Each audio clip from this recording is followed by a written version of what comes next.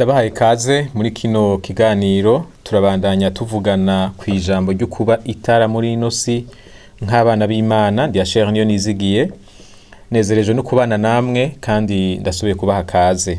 Icigwa tugiye kuvugana ko ni icigwa kidufasha gutahura ukuri kuzuye kw'Imana, ivy'Imana ivuga ku vyaremwe vyayo tudahengamiye ku ruhande rumwe canke ngo duhengamire ku rundi. Kandi iki cigwa kiri muri rwa rukurikirane rw'inyigisho tumazemwo iminsi, aho tuvugana ku vy'impwemu n'ivy'umubiri n'ingene hari ukuntu hari igihe tubibona kutariko ariko dusonye muri Bibiliya ikadukosora ikatwereka ingene bimeze. Intumbero rero ni ukunoganza rya jambo rivuga ngo ivy'Imana bifatiye hamwe ivy'impwemu, ibitaboneka n'ibiboneka. Nta vyo guta bihari, nta vyo gusuzugura bihari, vyose birafise ikibanza n'ikimazi mu bwami bw'Imana. Twarabonye ko uku kubitandukanya cane kugeza naho ibitaboneka tubisuzugura, kugeza naho hari abatumva ko gukora akazi ka misi yose ari ikintu gihimbara Imana, bagashaka kwama mu nsengero canke mu vyumba vy'amasengesho, bakumva bohunga akazi, bakumva umenga kuba muri ino si n'amananiza, bakumva umenga boja mw'ijuru. Twarabonye ko ivyo bituruka ahanini mu vyizerwa vy'abagiriki ba kera, abafilozofe bamwe bamwe banditse baremeza abantu yuko hari imana zibiri, imwe yaremye ibitaboneka kandi ko iyo mana ari nziza, n'iyaremye ibiboneka ko ari imana mbi, ko n'ivyo yaremye ari bibi. Turaza gusoma muri Yohana 3 ku murongo wa 16 kugira ngo twifashishe Bibiliya mu kwiga rino jambo. Usonye mu Kirundi hari amajambo avuga ngo kuko urukundo Imana yakunze abari mw'isi ariko rwatumye itanga umwana wayo w'ikinege kugira ngo umwizera wese ntazopfe rubi ariko ahabwe ubugingo budashira. Aho ni mu Kirundi. Ariko iri jambo rivuga ngo kuko urukundo Imana yakunze abari mw'isi ariko rwatumye itanga umwana wayo w'ikinege, uravye muri Bibiliya yo mu Gifaransa canke mu zindi ndimi vyanditswe ngo kuko Imana yakunze isi cane kugeza naho itanga umwana wayo, car Dieu a tant aimé le monde qu'il a donné son fils unique. Imana ntiyakunze abantu gusa, Imana ntikunda abantu gusa, Imana yakunze ivyo yaremye vyose, ibiboneka n'ibitaboneka, abantu n'ibitari abantu. Muri kino kiganiro ndaja kuvuga ku bintu bitatu bitwereka uko hakuri kuzuye kw'Imana kubijanye n'ivyo yaremye. Icambere nuko Imana yaremye ibitaboneka ariyo yaremye ibiboneka kandi ibikunda vyose. Nta mana zibiri zaremye, ivyo ntibibaho, ivyo n'ivyimviro vy'abantu, ntaho bihuriye n'ijambo ry'Imana. Imana rurema ni imwe kandi niyo yaremye ibiboneka irema n'ibitaboneka. Nico gituma iyo iha agaciro ibiboneka n'ibitaboneka, iha agaciro impwemu zacu ariko kandi iha n'agaciro imibiri yacu. Imana irashaka ko abantu baba mw'isi ishobora kubaha ivyo kurya, nico gituma irekura imvura, nico gituma yapanze isi mu buryo butuma haboneka imvura, ibiterwa bikamera, amashamba akabaho, impwemu zigasa neza, zikamera neza, izi mpwemu duhema. Ibi bintu vyose bituma ubuzima bushoboka kuri ino si bikomoka ku Mana kandi bifise agaciro kuri yo. Zaburi 24 ku murongo wa mbere havuga ngo isi n'ibiyirimwo n'ivy'Uhoraho, isi n'abari mw'isi bose. Imana ntiganje abantu gusa, ntishaka twebwe gusa. Imana ni n'Imana iganje isi n'ibi bindi vyose biri muri yo. Murumva ko ibintu Imana irinda yemera bikaba mu vyitunze ntibishobora kuba ari ibintu bibi. Ni Imana nziza, ntiyoshobora gutunga ibintu bibi. Hanyuma twabibonye naho icaha cononye ivy'Imana yaremye, Imana irabikunda. Ijambo ry'Imana ryavuze ngo kuko Imana yakunze isi cane kugeza naho itanga umwana wayo. Imana yarakunze ivyo yaremye kandi urukundo rwayo ntigwahereye hariya, n'uyu munsi Imana irakunda ivyo yaremye. Ico cari cambere nashaka kuvuga ko Imana niyo yaremye ibiboneka n'ibitaboneka kandi ibikunda vyose. Ica kabiri nuko ukononekara kw'ivyaremwe, ukononekara kw'ivy'Imana yaremye biciye mu caha kwakoze kubiboneka gukora no kubitaboneka. Impwemu y'umuntu yatandukanye n'Imana. Umuntu yarononekaye mu mpwemu yiwe. nico gituma Yesu yaje kugira ngo aducungure, adusubize hamwe n'Imana. Ubucuti twari dufitaniye n'Imana bwari bwaratakaye, abusubizeho. Ariko kandi n'umubiri n'ibiboneka vyaratewe n'icaha. Bibiliya iravuga ngo hazomera amatovu, hazomera amahwa. La nature, l'environnement, ibi bintu bidukikije icaha carabikozeko. Umubiri w'umuntu icaha carawukozeko. Abantu barapfuye, abantu baragwaye. Rakeri ageze mu misi yo kuvyara umwana wiwe wa nyuma, yaciye yitaba Imana ariko aravyara. Umubiri warafashwe, warakozweko n'icaha. Ibifadika vyarakozweko n'icaha. Nico gituma Yesu amaze kuza hano kw'isi yarakijije imibiri y'abantu, arazura n'abapfuye. Kese igikorwa gitumbereye impwemu, cari igikorwa gitumbereye umubiri. Ariko murumva umubiri usubiye kuba muzima ko n'impwemu iciwugarukamwo. None rero kubera Imana iha agaciro ivyaremwe vyose, ibiboneka n'ibitaboneka, nico gituma n'urukundo rwayo ruvyerekeye vyose. Naho icaha cabigize kwingaruka, naho icaha cavyononye, ivyo ntibibuza Imana kubikunda. Kandi kubera Imana ibikunda vyose, bisigura ko natwe hari ikintu Imana idusaba, dutegerezwa kugendera mu murongo w'umuvyeyi wacu. Ica gatatu nuko umugambi w'Imana werekeye ibitaboneka ukerekera n'ibiboneka. Guharigwa ivyaha nivyo vyerekeye abantu, kandi bikorekera mu mutima w'umuntu, bikorekera mu mpwemu y'umuntu, si ibintu tubonesha amaso. Ariko umugambi w'Imana urarengeye gukora ku mpwemu zacu.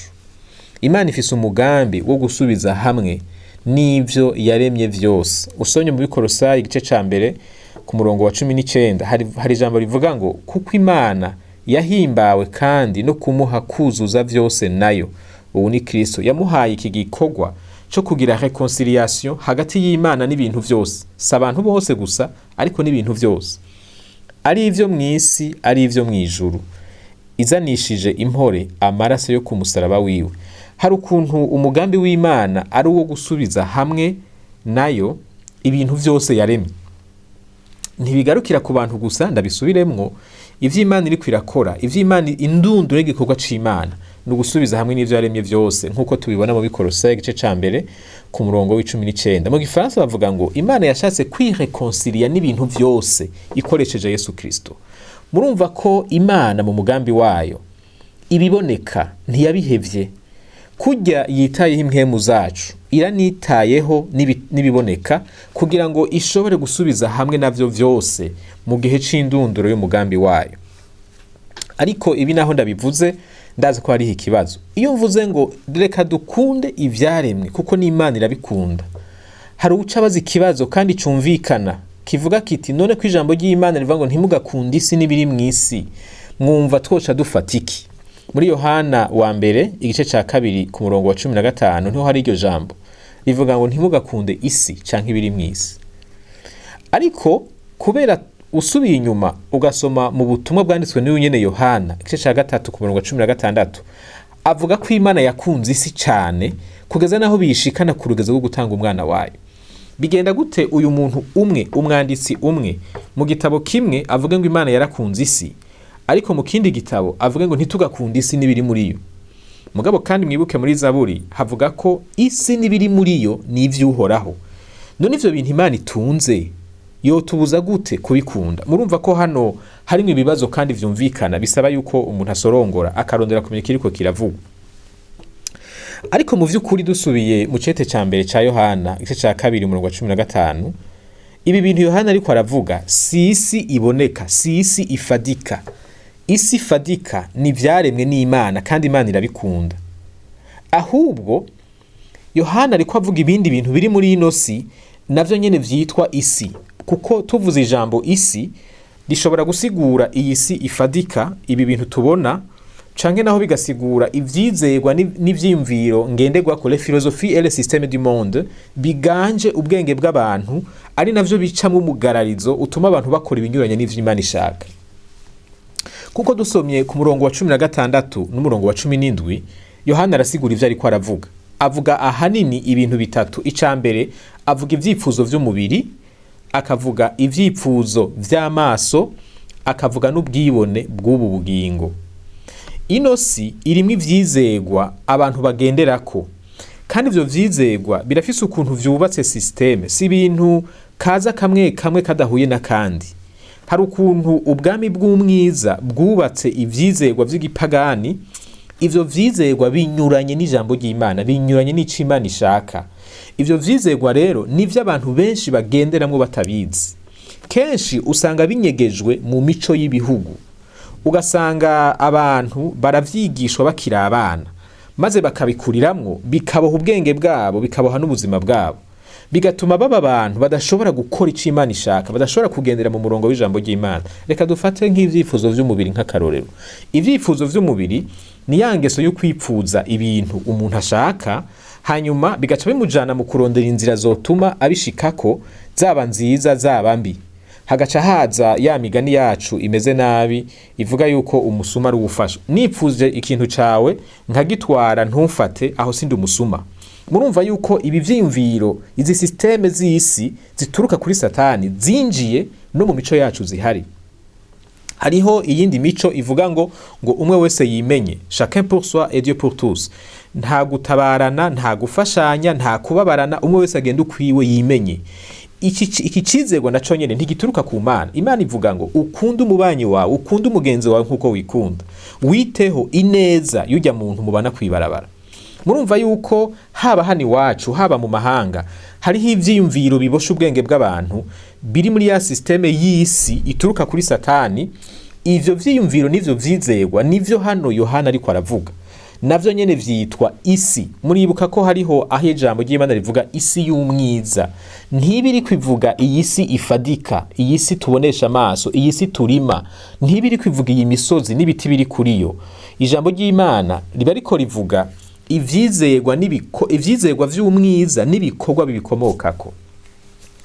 Bantu b'Imana, reka dutandukanye ibintu kugira ngo dushobore kubaho nk'uko Imana ishaka. Isi Imana yaremye nivyo yarakozwe ko n'icaha. Ibi bintu bifadika tubona, ibi biyaga, iyi misozi, abantu, ibikoko, ibitegwa, ibiti, ibi bintu ntibituruka kuri Satani, bituruka ku Mana. Kandi naho Satani yavyononye biciye ku vyaha, Imana iracabikunda. Nico gituma Imana ibikoresha mu gutuma tubaho. Murabona mwese ko dufungura ibivuye mw'isi. Ntavyo dufungura biva mu kirere, n'ivyamira mu kirere bishinze imizi mu kuzimu. Ibi bintu vyose dufungura biva muri yasinye n'Imana yaremye, kandi Imana yayiremye kugira ngo ishobore kudutunga. Naho Satani yateye hakagira ivyononekaye, hakabaho bimwe bita amakatastrophe naturelle nk'akarorero, hakabaho ibintu bituma ivy'Imana yaremye vyononekara, Imana iracabikunda. Ijambo rivuga ngo isi n'ibiyirimwo n'ivy'Imana, kandi ngo yarabikunze cyane kugeza naho itanga umwana wayo w'ikinege. Ariko iruhande y'iyi nsiguro y'ijambo isi, hariho n'insiguro y'ama système du monde, ivyizegwa vy'igipagani. Usanga za politike nyinshi arivyo zubakiyeko, usanga mu mico itandukanye hari biri mu vyonona imibereho y'abantu. Hariho ingorane dufise hano iwacu, izo kumbure tuzoziganirako mu biganiro bizokurikira, zituruka mu vyizegwa vya systeme z'isi zinjiye mu mico y'abarundi. Gusuzugura abantu kubera ubwoko bwabo, gusuzugura abantu canke kubarenganya kubera ari abakobwa canke ari abagore, kudaha agaciro abantu co kimwe, kutabona urugo, umuryango nk'uko Imana iwubona. Ugasanga umugore vy'ukuri aza kwitwa umugore ari uko avyaye kandi akavyara abahungu, ukamenga ataravyara abahungu nta gaciro afise muri uwo muryango. Ivyo biri mu vyizegwa abarundi benshi twakuriyemwo, kandi ivyo binyuranye n'ico ijambo ry'Imana rivuga. Tuzobiganira twagera ku kuganira ku bijanye n'urugo, n'ingene Imana ibivuga, n'ivyo dukwiye kubohoka ko nk'abarundi. Mu kurangiza rero, nashaka ndabatera intege mvuga nti umuntu ariko arakora igikorwa kigirira ikimazi imibiri yacu, Imana imuhezagire. Yaba uwurima, yaba uwudandaza, yaba uwuvura, yaba uwukora ikindi kintu itari cyo cyose gifite ico kimariye abantu, uwakora igikorwa gihimbara Imana, Imana imuhezagire, n'umukozi w'Imana. Kuko ubwami bw'Imana ntibugarukira mu rusengero, ubwami bw'Imana buragutse, burakwiye isi yose. Reka rero twitwararike gukora ivy'Imana igomba. ntidukore vya bintu vyo mu nsengero gusa, ariko nibi bikorwa vyo mu buzima bwa misi yose tubikore neza nk'abariko barakorera Imana, kuko urukundo rw'Imana rurengeye impemu zacu, rwerekeye isi yose, kandi irashaka ko tuba abantu aho duciye hasigara iciza, kubwo guhinduka kwabaye muri twebwe n'ibikorwa turiko turakora bitewe nuko guhinduka. Imana ibahezagire, ibandanye kubigisha no kubatahuza, ariko cane cane no kubaho mu buryo bubereye nk'abana b'umuco. Amen.